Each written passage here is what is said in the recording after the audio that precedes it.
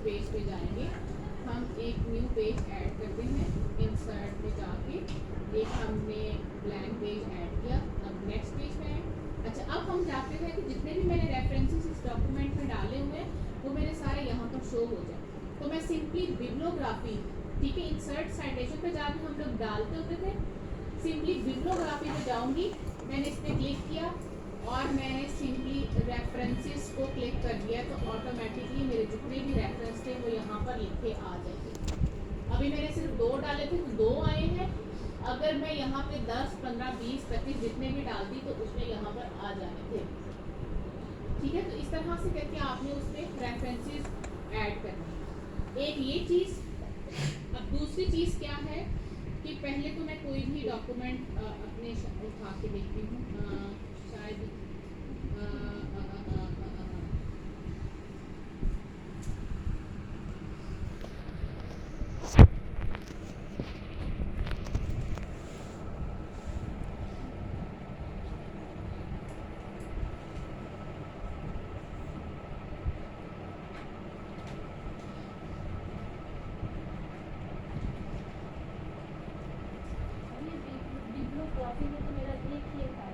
क्योंकि आपने एक डाला होगा, जितने डाले जितने आएंगे।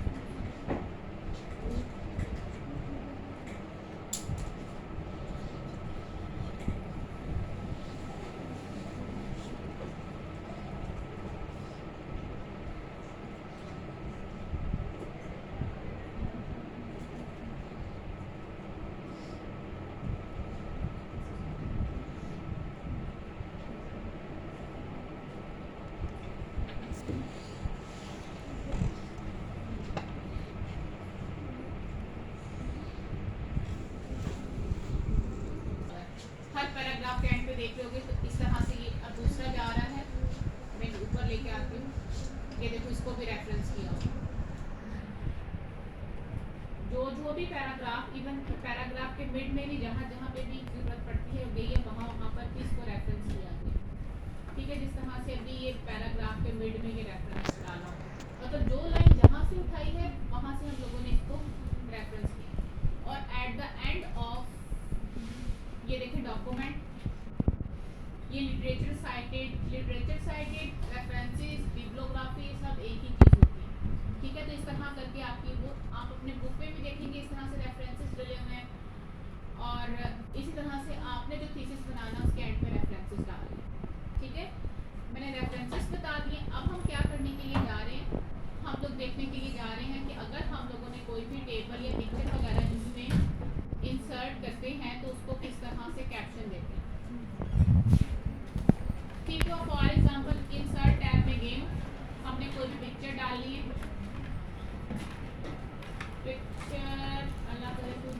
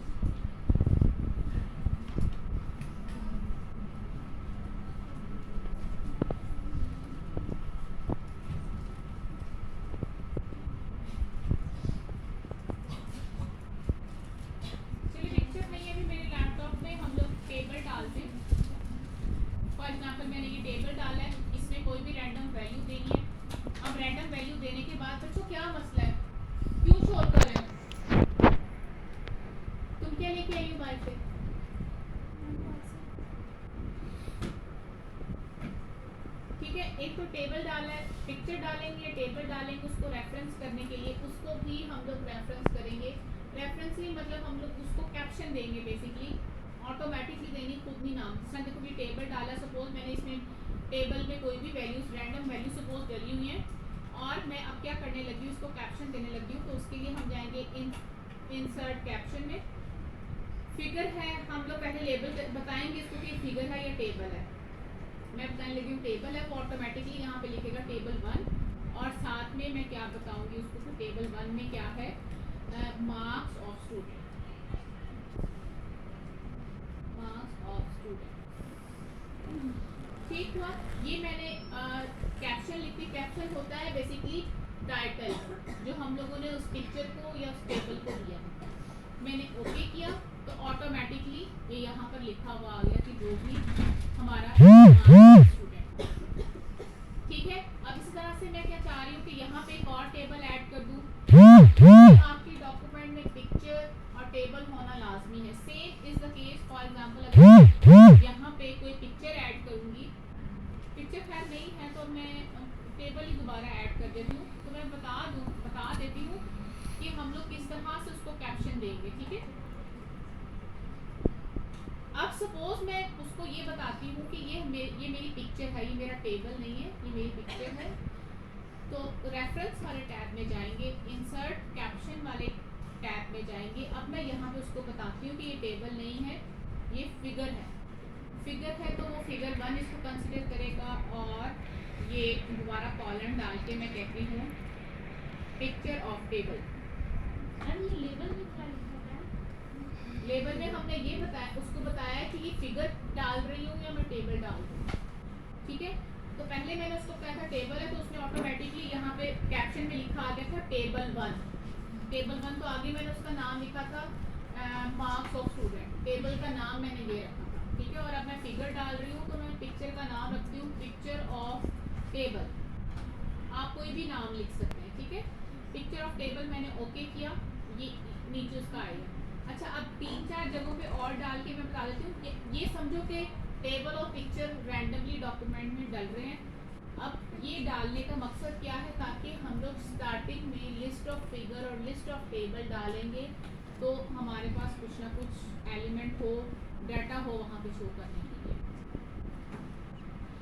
ठीक है जी। दोबारा से कोई बनाते हैं टेबल। ठीक है। टेबल बनाया और मैंने उसको कैप्शन दिया। कैप्शन देने के लिए दोबारा रेफरेंस में जाते हैं, इंसर्ट कैप्शन किया। आप देखो यहाँ पर वो ऑटोमेटिकली डिटेक्ट कर रहा है कि ये फिगर 2 है। अगर मैं कहती हूँ कि ये मेरी फिगर नहीं है, ये मेरा टेबल है, तो वो ऑटोमेटिकली डिटेक्ट करेगा कि अब टेबल पहले 1 ऑलरेडी कैप्शन हो चुका है, तो ये ऑलरेडी टेबल 2 है। इस तरह से मैं इसके बाद जो करूँगी वो ऑलरेडी वहाँ पर लिखने के लिए देगा कि ये टेबल 3 है। समझ रहे हो ना मेरी बात? ऊपर से गुजर रही है, नहीं समझ आ रही? मैं मुझसे पूछी एक टेबल को मैंने पिक्चर कह दिया था ना, हमने कंसीडर किया था कि ये पिक्चर है, तो मैंने उसको वहाँ पर डिफाइन किया कि ये पिक्चर है। ये एक्सक्लूड टेबल क्या ये यहाँ पे एक्सक्लूड टेबल फ्रॉम कैप्शन मेरे को नहीं आ रहा। अच्छा, एक्सक्लूड नंबर, ये जो आप डिफरेंट किस्म की डिज़ाइन है ना, कि जिस तरह से भी मैं यहाँ पर 1 कॉलन डाल के ये कैप्शन दिया है, अगेन फिगर, मतलब नाम ये रख दिया उसका, अगेन पिक्चर ऑफ टेबल। ठीक है। ये रखा, ओके किया, ठीक, वो यहाँ पर शो हो गया नीचे। एक पैराग्राफ के बाद मैं और डाल देती हूँ यहाँ पर, एक पैराग्राफ के बाद और डाला, टेबल किया। ठीक है। टेबल करने के बाद दोबारा से इसको कैप्शन देते हैं। क्या कैप्शन रखूँ यहाँ पर? दोबारा से एक फिगर का ही कर लेते हैं। ठीक है। ताकि हमारा एक फिगर अब देखो ऑटोमेटिकली डिटेक्ट कर रहा है कि ये फिगर 3 है, लेकिन अगर मैं इसको टेबल कर देती हूँ तो टेबल कौन सा होगा? ये टेबल 2 होगा, ऑटोमेटिकली होगा। लेकिन हम फिगर ही करते हैं, फिगर किया और ये हो गया। अच्छा, अब मैं यहाँ पे दोबारा से कैप्शन देखती हूँ, अगेन पिक्चर ऑफ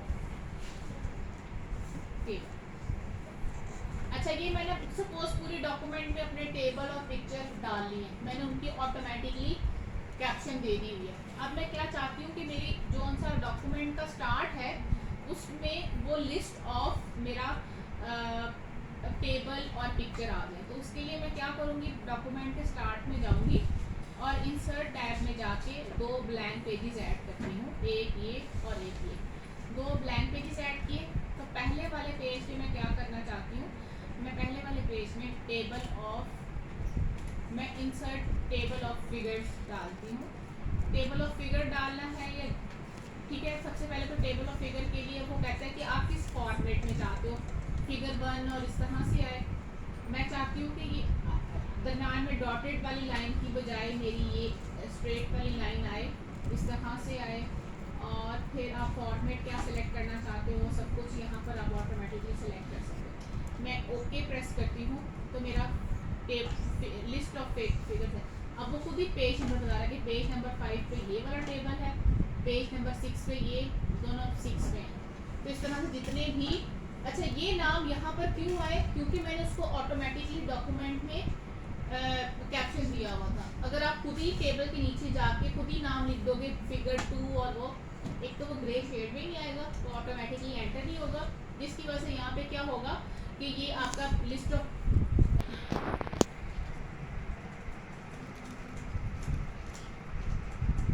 मैं पेज नंबर 7 पे लिए हैं, ठीक है इसको। अब हम लोग स्टार्ट में जाते हैं और देखते हैं, अभी ये हमारा यही टेबल है। मैं इस पर क्लिक करूँगी और फिर अपडेट फील्ड करूँगी। वो मुझसे पूछेगा कि आपने सिर्फ पेज नंबर करने हैं कि एंटायर टेबल करना है। तो एंटायर टेबल कर लो या पेज नंबर कर लो, एक ही बात होती है। तो मैंने पेज नंबर किया, तो आप देखो अगेन टिक तो जो सी पेज नंबर 7 पे आना शुरू हुई। नहीं तो आपको ये सब कुछ खुद मैनुअली चेंज करना पड़ता है, जो कि बहुत हैक्टिक होता है और गलती के चांसेस होते हैं। ऑटोमेशन में गलती के चांसेस नहीं होते। अच्छा, सेम इस केस अब ये एक पेज पे ये आ गया लिस्ट ऑफ फिगर्स। अब हम लोग क्या करने के लिए जा रहे हैं, list of insert caption, sorry, अब हम लोग टेबल ऑफ,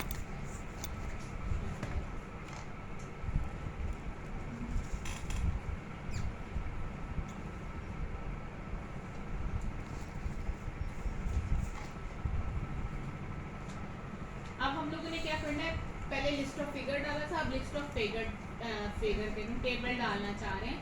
तो कैप्शन में हम लोग सबसे पहले यहाँ पे चेंज करेंगे कि टेबल करना चाहते हैं। तो टेबल में वो बताता है कि ये वाला फॉर्मेट चल रहा है, तो आप ये करना चाहते हो। तो मैं कहती हूँ कि अब लाइनिंग की बजाय जो सा है कोई और आ जाए यहाँ पर, चलो डॉट्स कर लेते हैं, ठीक है।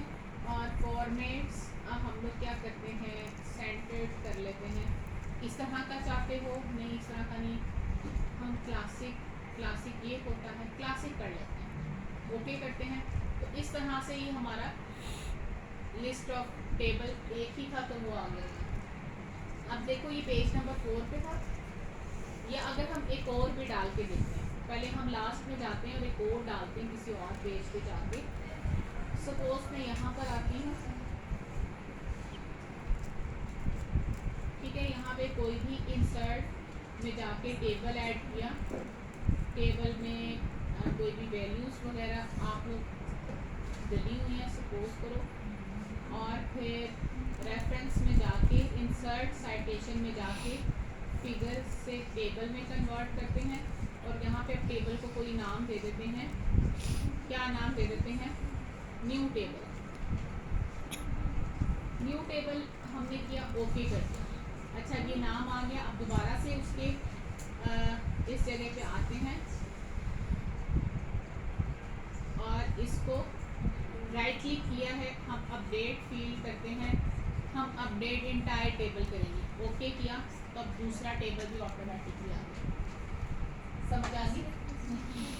ये दो बहुत इंपॉर्टेंट काम थे। अब तीसरा जो इम्पोर्टेंट काम मैं आपको बताने के लिए जा रही हूँ, वो ज़रा ध्यान से देखना है आपने और उसको समझना है।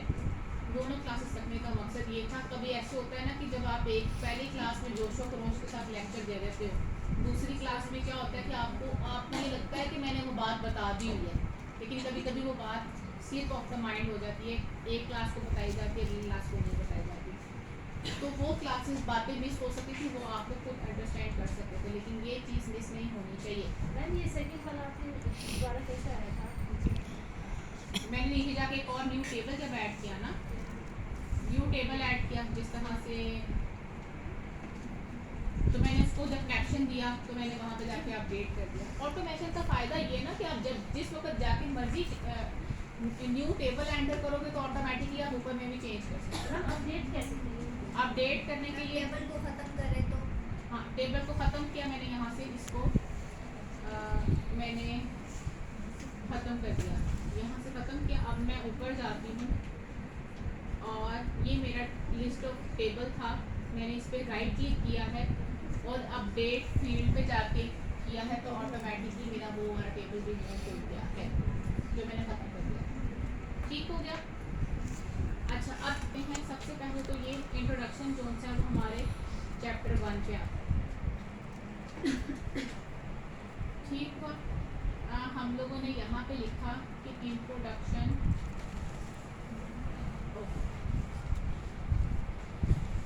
यहाँ पे लिखा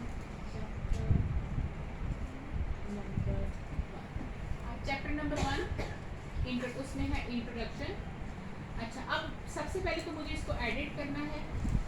चैप्टर नंबर 1 को हम लोगों ने क्या करना है, हम लोगों ने यहाँ पे जो चैप्टर्स हैं उनको एक अलग टाइटल की फॉर्मेट में लेकर आना है। चैप्टर के बाद जो सा इंट्रोडक्शन है, चैप्टर से नीचे वाली जो हेडिंग होगी जिस तरह से इंट्रोडक्शन है या what is computer and then benefits of computer और ये सब कुछ, क्योंकि ये इंट्रोडक्शन में आ रहा है तो ये इसकी हेडिंग फिर उसके अकॉर्डिंगली पहले वाली की 16 है, फिर अगले की 14 होगी, फिर अगर उसके बाद सब हेडिंग है तो वो 12 होगा। चैप्टर होता है रिजल्ट एंड समरी का। 5th chapter references, introduction, review of literature, material and method, summary और रेफरेंसेस। रिव्यू ऑफ लिटरेचर वो होता है कि इससे पहले इस टॉपिक पे लोगों ने क्या काम किया था, ठीक है, तो लोगों ने क्या इसके बारे में लिखा हुआ। मटेरियल मेथड ये कि मेरा ये टॉपिक पे कौन कौन से मटेरियल यूज़ होंगे, मैं किस मेथड को फॉलो करते हुए इसको मतलब इस पे काम करूँ। ठीक है, तो अभी चैप्टर नंबर 1 देखती हूँ और यहाँ से अब हम ये स्टाइलिंग यूज़ करेंगे। ठीक है, स्टाइलिंग में मैं इसको हेडिंग 1 चूज़ करती हूँ। हेडिंग 1 में अब देखो यहाँ पे ब्लू कलर आ रहा है और चैप्टर जोन से है वो आगे पीछे नाम दिखा रहा है, तो मैं इसको अपने तरीके के अकॉर्डिंगली मैं इसको सेट करना चाहती हूँ, तो मैं इस पर राइट क्लिक करूँगी और मैं इसको मॉडिफाई करना चाहती हूँ। ठीक है, नाम मेरा हेडिंग है तो पहले तो कलर इसका चेंज करते हैं, ब्लैक कलर में लेके आते हैं, बोल्ड होना चाहिए, 14 नहीं क्योंकि मेरी सबसे फर्स्ट हेडिंग है, ये 16 होनी चाहिए और कैमरी कभी भी नहीं होता हमारे पास, हमें पता है कि टाइम्स न्यू रोमन में ही हमारा जो भी बनता है वो बनता है। अच्छा, फिर उसके बाद चैप्टर नंबर 1 में हमारे सारे ऑल कैप्स होते हैं। दोबारा फॉर्मेट में जाएंगे, ऊपर से ये सेंटर्ड अलाइन होता है, लेफ्ट अलाइन नहीं होता, सेंटर्ड अलाइन होता है। ठीक है, और फिर उसके बाद मैं जाऊंगी कि मैं इसमें और क्या क्या चेंज करना चाहती हूँ। ऑल कैप्स भी होने चाहिए, ठीक है, कि सारे वर्ड्स कैप्स लॉक में लिखे। और फिर पैराग्राफ में जाते हैं और पैराग्राफ में मैं कहती हूँ कि पेज ब्रेक मतलब page break before. Page break before का मतलब है कि इससे ये जो चैप्टर 1 का नाम जहाँ पे चैप्टर का नाम जहाँ पर भी आएगा उसमें क्या होगा कि वो यहाँ पे, ठीक है, तो कंप्यूटर थोड़ा सा पीछे करो क्योंकि मुझे लगता है आपको नजर होगा, क्योंकि चैप्टर 1 का नाम जहाँ पे भी आएगा वो हमेशा पेज की टॉप पर आएगा। मैं मिड में भी जहाँ पे अगर इसको लिखूंगी तो ऑटोमेटिकली ऊपर ये मेरे न्यू पेज से ही स्टार्ट होगा। ठीक है, अभी मैं ओके करती हूँ और इसको भी ओके करती हूँ, तो ये देखो ये मेरे इस फॉर्मेट में आना शुरू होगा। अभी इसका फ़ायदा क्या है मैं उसको दोबारा बताती हूँ, और पैराग्राफ कहाँ से किया वो मैं जब नेक्स्ट बताऊँगी ना तो तुम्हें पता चल जाएगा। ठीक है, क्योंकि मुझे लगता है टाइम थोड़ा है और ये हमारा भी इंट्रोडक्शन चल रहा है, रिव्यू ऑफ लिटरेचर यहाँ से स्टार्ट हो रहा है। ठीक है, तो अभी मैं यहाँ पे लिखने लगी हूँ चैप्टर नंबर 2। चैप्टर नंबर 2 लिखा है और अभी ये नॉर्मल टेक्स्ट, अभी मैं जब इसको हेडिंग 1 सेलेक्ट करूँगी तो ये ऑटोमेटिकली उसी फॉर्मेट में आ जाएगा जो मैंने पहले वाले के लिए फॉर्मेट रखा था। और अच्छा, एक और मज़े की चीज़, ये तो मैंने पेज के स्टार्ट पे किया ना, अब मैं क्या करती हूँ कि मैं पेज के मिड पे कहीं चैप्टर यहाँ पे लिख के देखती हूँ, यहाँ पर चैप्टर नंबर 2, चैप्टर नंबर 2 लिखा है। अभी मैंने इस पर कोई फॉर्मेटिंग नहीं की, मैंने बस इसको सिलेक्ट किया है, और हेडिंग 1 पे क्लिक किया है, तो ये वो नहीं हुआ जो हम करना चाहते हैं। हाँ, मेरा हो गया। नहीं, तुमने ब्रेक बिफोर किया था? वो मैं नहीं करती। तो तुम्हारा कैसे वो पेज न्यू पेज पे आ गया? न्यू पेज भी उसी पेज का है। नहीं उसी पेज पे नहीं ना, मैं चाह ये जो सा चैप्टर 1 होता है ना वो न्यू पेज से स्टार्ट होता है। Keep lines together, keep with next, ये खत्म करते हैं की ये करके देखते हैं दोबारा से।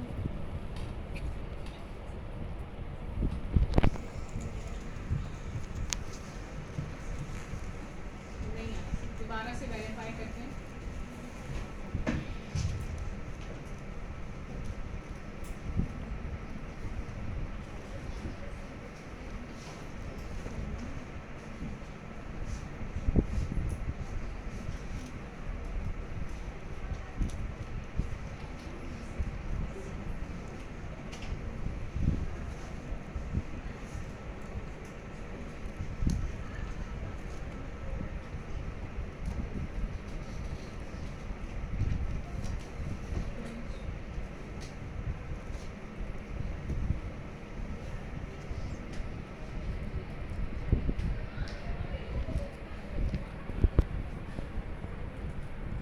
तुम अपना करके देखो।